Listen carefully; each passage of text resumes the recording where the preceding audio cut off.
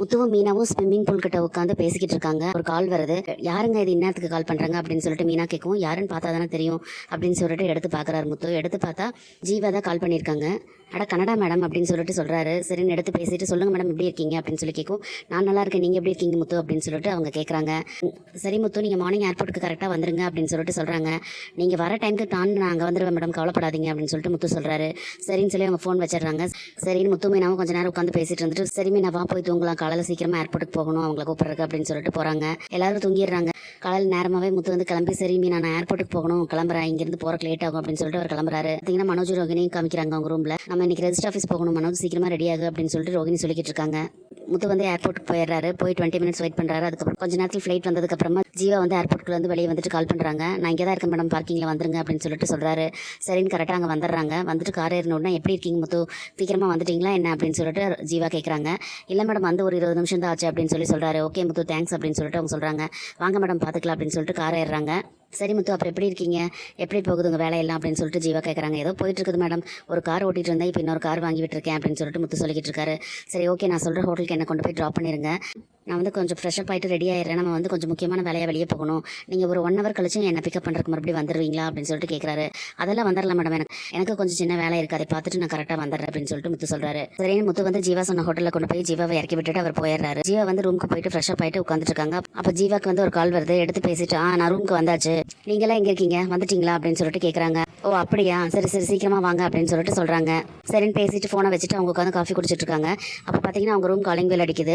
அவங்க போய் கதவு திறக்கிறாங்க. அப்போ அவங்க ரூமுக்கு வந்தது யாரு அப்படின்னு பார்த்தீங்கன்னா மனோஜ் கிட்டேயும் ரோகிணி கிட்டேயும் 30 லட்ச ரூபா பணத்தை வாங்கிட்டு போனாங்க இல்லையா, அந்த ஹஸ்பண்ட் அண்ட் ஒய்ஃப் 2 பேரும் மனோஜோட அந்த பார்க் ஃப்ரெண்டு மொட்டையும் தான் அங்கே வந்திருக்காங்க. வாங்க வாங்க வந்துட்டீங்களா அப்படின்னு சொல்லிட்டு ஜீவா கூப்பிடுறாங்க. வந்துட்டு மேடம், நீங்கள் எப்படி இருக்கீங்க அப்படின்னு சொல்லிட்டு கேட்டுட்டே 3 பேர் உள்ளே வராங்க. ஒரு வழியாக நம்ம போட்ட திட்டத்தை நீங்கள் கரெக்டாக செயல்படுத்திட்டீங்க போல இருக்குதே அப்படின்னு சொல்லிட்டு அவங்க சொல்கிறாங்க. ஜீவா எல்லாம் நீங்கள் கொடுத்த ஐடியா தான் மேடம் அப்படின்னு சொல்லிட்டு அந்த ஹஸ்பண்ட் ஒய்ஃப் 2 பேர் சொல்கிறாங்க. உடனே அந்த மனோஜோட பார்க் ஃப்ரெண்ட் இருந்துட்டு இவங்க 2 பேர்த்தோட வேலை ரொம்ப ஈஸி மேடம், ஆனால் நீங்கள் சொன்னதுலேருந்து கடந்த 1 வருஷமாக வந்து நான் தானே ஃபாலோ பண்ணிக்கிட்டு இருக்கேன் அந்த மனோஜை. நீங்கள் சொல்லி அவனை வந்து பார்க்கில் போய் மீட் பண்ணி அவன் கூட கொஞ்சம் கொஞ்சமாக ஃப்ரெண்ட் ஆகி பேசி கொஞ்சம் கொஞ்சமாக அவனை நெருங்கி இந்த அளவுக்கு நான் வந்திருக்கேன். சின்ன சின்ன ஹெல்ப் எல்லாம் பண்ணி அவன் மனசில் இடம் பிடிச்சி நம்ம சொன்னால் என்ன வேணால் கேட்பான் அப்படிங்கிற அளவுக்கு அவனை கொண்டு வர வச்சு தான் வந்து இந்த வீடு வாங்குற ஐடியா வரைக்குமே அவனை இழுத்துட்டு வந்தேன் அப்படின்னு சொல்லிட்டு சொல்கிறாங்க. ஆமாம் கண்டிப்பாக நான் உங்களை பாராட்டணும். நான் உங்களுக்கு கொடுத்த டாஸ்க் வந்து ரொம்ப கஷ்டமான டாஸ்க் தான், ஆனால் நீங்கள் வந்து அது கொஞ்சம் கூட சலிக்காமல் உட்காந்து அதுக்காக ஒர்க் அவுட் பண்ணி மனோஜ் உங்கள் வலையில விழ வச்சுட்டீங்க. இதுக்கு வந்து நான் தான் உங்களுக்கு ரொம்ப தேங்க்ஸ் சொல்லணும் அப்படின்னு சொல்லிட்டு ஜீவா சொல்கிறாங்க. சரி அவங்க வீட்டில் கொஞ்சம் கூட யாருக்குமே சந்தேகமே வரலையா அப்படின்னு சொல்லிட்டு ஜீவா வந்து அந்த ஏமாத்து பேர் வழி ஹஸ்பண்ட் ஒய்ஃப் 2 பேர்கிட்ட கேட்குறாங்க. இல்லை அவங்க வீட்டில் இருக்கிற எல்லாமே அடிமுட்டாளர்களாக தான் இருக்காங்க, அதுலேயும் அவங்க மனோஜோட அம்மா இருக்காங்களே சரியான பேராசை பிடிச்ச பொம்பளை போகிறதுக்கு ஆண் வீட்டை பார்த்துட்டு அப்படியே ரொம்ப சந்தோஷப்பட்டு உட்காந்துட்டு இருந்துச்சு அப்படின்னு சொல்லிட்டு அந்த பொம்பளை சொல்கிறாங்க. அதை கேட்டோன்னே ஜீவா வந்துட்டு அந்த மனோஜே வந்து அந்த மாதிரி ஆள் தான், சரியான பேராசை பிடிச்சவன், அவனை போய் நான் லவ் பண்ணேன் அப்படிங்கிறத நினச்சி எனக்கே வந்து வெக்கமாக இருக்குது அப்படின்னு சொல்கிறாங்க. அதனால தான் அவங்ககிட்ட இருந்து அந்த 27 லட்ச ரூபா பணத்தை என்னால் அடிச்சுட்டு போக முடிஞ்சுது. ஆனால் எப்படியும் அந்த மனோஜ் கல்யாணம் பண்ணியிருக்கிற ஆனால் அந்த மனோஜ் கல்யாணம் பண்ணியிருக்கான்ல அவன் பொண்டாட்டி ரோகிணி, அவள் வந்து சரியான தில்லாலங்கடி, அவள் என்னை விட பயங்கரமான ஆளாக இருப்பா போல இருக்குது அப்படின்னு சொல்லிட்டு ஜீவா சொல்கிறாங்க. உடனே மனோஜ் கிட்ட இருந்து பணத்தை ஏமாற்றிட்டு வந்தான்ல அந்த ஆள் இருந்துட்டு ஆமாம் மேடம் நீங்கள் சொல்கிறது கரெக்டு தான், நான் டாக்குமெண்ட் எல்லாம் கொடுத்து பார்க்கறதுக்கு கொடுக்கும்போது அந்த ரோகிணி தான் வந்து 1008 கொஸ்டின் என்கிட்ட கேட்டாங்க அப்படின்னு சொல்லிட்டு சொல்கிறாங்க. ஆமாம் அவள் கொஞ்சம் ஒரு மாதிரியான ஆள் தான், அவளை சமாளிக்கிறது கொஞ்சம் கஷ்டம் தான், அதனால தான் நீங்கள் வந்து டாக்குமெண்ட்ஸ் எல்லாம் பக்காவாக இருக்கிற மாதிரி ரெடி பண்ணிக்கோங்க அப்படின்னு சொல்லி நான் சொன்னேன் அப்படின்னு சொல்லிட்டு ஜீவா சொல்கிறாங்க. ஆமாம் மேடம் நீங்கள் சொன்ன மாதிரி எல்லாமே ஒரிஜினலாக எப்படி இருக்குமோ அதே மாதிரி பேங்க்கில் கொடுத்தா கூட சந்தேகம் வராத மாதிரி தான் நான் எல்லாமே ரெடி பண்ணேன் அப்படின்னு சொல்லிட்டு அந்த ஆள் சொல்கிறாரு. ஆமாம் அதுதான் நமக்கு வேணும், சரி எங்கே பணத்தை கொண்டு வந்திருக்கீங்களா அப்படின்னு சொல்லிட்டு ஜீவா கேட்குறாங்க. கொண்டு வந்திருக்கோம் மேடம் அப்படின்னு சொல்லிட்டு அவங்க 2 பேரும் ஜீவா முன்னால் அந்த பேகை வைக்கிறாங்க. ஜீவா வந்து அதை ஓப்பன் பண்ணி பார்க்குறாங்க. அதை பார்த்த உடனே அவங்களுக்கு அப்படியே பயங்கர சந்தோஷம் ஆகுது. அவங்ககிட்ட விட்டு பணத்தை இப்போ தான் பிடிச்சிருக்கேன் நான் அப்படின்னு சொல்லிட்டு சொல்கிறாங்க. இதுக்கெல்லாம் உங்களுக்கு தான் நான் தேங்க்ஸ் சொல்லணும், சொன்ன வேலையை கணக்கச்சிதமாக முடிச்சிட்டீங்க, ரொம்ப தேங்க்ஸ் மேடம், நாங்கள் பெங்களூர் போகணும் அப்படிங்கிற மாதிரி அவங்க 2 பேரும் இழுக்கிறாங்க. அதெல்லாம் ஒன்றும் போய்க்கல, ஒன்றும் கவலைப்படாதீங்க, உங்களுக்கு சேர வேண்டிய ஷேரை வந்து நான் கண்டிப்பாக கொடுத்துட்றேன் அப்படின்னு சொல்லிட்டு உங்கள் 2 பேருக்கு ஆளோன்னு 1 லட்ச ரூபா தான் நான் பேசினேன், ஆனால் ரொம்ப நாள் எடுத்துக்காம சீக்கிரமாகவே வேலையை முடிச்சுட்டு வந்துட்டீங்க, அதனால எனக்கு ரொம்ப சந்தோஷமாக இருக்குது, அதனால் உங்கள் 2 பேருக்கும் சேர்த்து 3 லட்ச ரூபா தரேன், இதை கொண்டுட்டு நீங்கள் சீக்கிரமாக பெங்களூர் கிளம்புங்க, இந்த ஊரில் நீங்கள் யார் கண்ணிலையும் பற்றக்கூடாது அப்படின்னு சொல்லிட்டு ஜீவா அவங்க கிட்ட பணம் கொடுக்குறாங்க. சரி நீங்கள் கிளம்புங்க, நான் அவர்கிட்ட பேச வேண்டிய வேலை இருக்குது அப்படின்னு சொல்லிடுறாங்க. இந்த ஏமாத்து பேர் ஹஸ்பண்ட் ஒய்ஃப் 2 பேரும் கிளம்பிடுறாங்க. அதுக்கப்புறமா இந்த மனோஜோட பார்க் ஃப்ரெண்டு கிட்ட பேசுகிறாங்க. உடனே ஜீவா இருந்துட்டு சரி அந்த மனோஜ் ரோகிணி இப்போ வந்து என்ன ஐடியாலெல்லாம் இருக்காங்க அப்படின்னு சொல்லிட்டு ஜீவா கேட்குறாங்க. அவங்களோட இப்போதைய பிளான் வந்து அந்த வீட்டை வாங்கணும் அப்படிங்கிறது தான் மேடம், வேறு எதுவுமே கிடையாது கிடையாது, அவங்க 2 பேரும் லூஸ் மாதிரி அதில் தான் கான்சென்ட்ரேட் பண்ணிட்டு இருக்காங்க, வேலையை கூட பார்க்குறதில்ல சரியா அப்படின்னு சொல்லிக்கிட்டு இருக்காரு. சரி ஓகே, அப்படின்னா அவங்களோட அந்த ஹோம் அப்ளைன்சஸ் ஷோரூம் மட்டும்தான் அவங்க கிட்டே இருக்குது, வேறு எந்த பிஸ்னஸும் இல்லை அப்படின்னு சொல்லிட்டு கேட்குறாங்க ஜீவா.